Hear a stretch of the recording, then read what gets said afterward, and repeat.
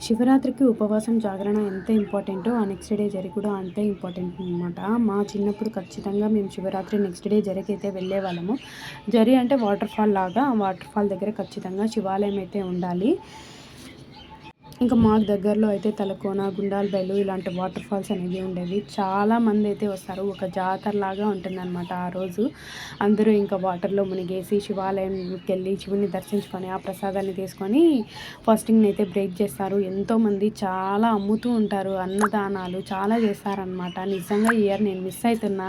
నా మ్యారేజ్ అయినప్పటి నుంచి ఆ ఊరు, ఈ ఊరు తిరుగుతూ అన్నీ మిస్ అయితున్నా. ఇంటి దగ్గర ఉన్నప్పుడే బాగుండేది. అన్ని ఫెస్టివల్స్ బాగా జరుపుకోవచ్చు, బాగుండేది.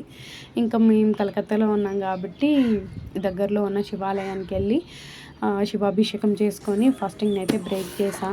ఇంకా బ్రేక్‌ఫాస్ట్‌లోకి అయితే పూరి అండ్ చోలే కర్రీ చేశాను. చాలా బాగుంది. మా వైషు చాలా బాగుందని చెప్తుంది. ఇంకా నిన్నంతా అలసిపోయాం కాబట్టి ఉపవాసం ఉండి ఏదైనా మూవీ చూద్దామని చూస్తే ర్యాండమ్‌గా ఈ మూవీ అయితే వచ్చింది. దీన్ని చూద్దామని చూస్తున్నా. మీరెవరైనా చూసారా ఈ మూవీ?